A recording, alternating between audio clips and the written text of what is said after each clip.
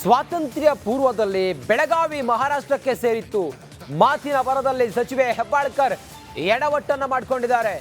ಬೆಳಗಾವಿಯ ಕರೆದಾಗ ಕನ್ನಡ ಸಾಹಿತ್ಯ ಸಮ್ಮೇಳನದಲ್ಲಿ ಹೇಳಿಕೆಯನ್ನು ಕೊಟ್ಟಿದ್ದಾರೆ ಹೆಬ್ಬಾಳ್ಕರ್. ನಮ್ಮ ಭಾಷೆ, ಕಲೆ, ಸಂಸ್ಕೃತಿಯಲ್ಲಿ ಶ್ರೀಮಂತವಾಗಿದೆ. ನಾವು ಈ ನಾಡಲ್ಲಿ ಜನ್ಮ ಪಡೆಯಲು ಪುಣ್ಯ ಮಾಡಿರಬೇಕು. ಆದರೆ ಸ್ವಾತಂತ್ರ್ಯ ಪೂರ್ವದಲ್ಲಿ ಬೆಳಗಾವಿ ಮಹಾರಾಷ್ಟ್ರಕ್ಕೆ ಸೇರಿತ್ತು ಅಂತ ಹೇಳಿ ಸಚಿವರೊಬ್ಬರು ಹೇಳಿರೋದು. ಏಕೀಕರಣದ ವೇಳೆ ಬೆಳಗಾವಿ ರಾಜ್ಯಕ್ಕೆ ಸೇರಿತು ಎಂಬ ಅರ್ಥದಲ್ಲಿ ಹೇಳಿಕೆಯನ್ನು ಕೊಟ್ಟಿದ್ದಾರೆ ಹೆಬ್ಬಾಳ್ಕರ್ ಮಾತನಾಡ್ತಾ ಹೇಳ್ತಾರೆ, ಮಹಾರಾಷ್ಟ್ರಕ್ಕೆ ಸ್ವಾತಂತ್ರ್ಯ ಪೂರ್ವದಲ್ಲಿ ಬೆಳಗಾವಿ ಮಹಾರಾಷ್ಟ್ರಕ್ಕೆ ಸೇರಿತ್ತು ಅಂತ ಹೇಳಿ. ನಮ್ಮ ಕಲೆ, ನಮ್ಮ ಸಂಸ್ಕೃತಿ, ನಿಜವಾಗ್ಲೂ ನಾವೆಲ್ಲರೂ ಪುಣ್ಯವಂತರು. ನಾವಿಲ್ಲಿ ಹುಟ್ಟಿದ್ದೇವೆ.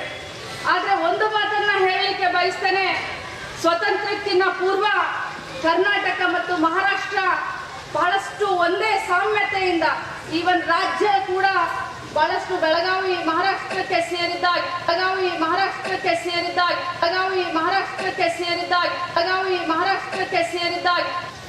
ಬಹಳಷ್ಟು ಅನ್ಯೋನ್ಯತೆಯಿಂದ ನಾವೆಲ್ಲರೂ ಇದ್ವಿ.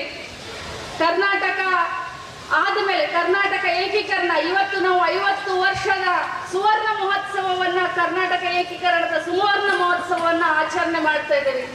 ಈ ಸಂದರ್ಭದಲ್ಲಿ ಇಡೀ ಭಾರತ ದೇಶವನ್ನ ಪ್ರಾಂತವಾರು, ಭಾಷಾವಾರು, ಸಂಸ್ಕೃತಿ, ನಮ್ಮ ಭಾಷಾವಾರು ಇದನ್ನ ಮಾಡಿದ ನಂತರ ಇಡೀ ದೇಶ, ಯಾಕಂದ್ರೆ ತುಂಡವಾಗಿ ಇದ್ದಂತ ದೇಶ ಒಂದಾಗಿ ಇವತ್ತು ಇಡೀ ವಿಶ್ವದಲ್ಲಿ ನಮ್ಮ ದೇಶ ಮುನ್ನುಗ್ತಾ ಇರೋದನ್ನ ಕಂಡ್ರೆ ನಮಗೆ ಹೆಮ್ಮೆ ಆಗುತ್ತೆ.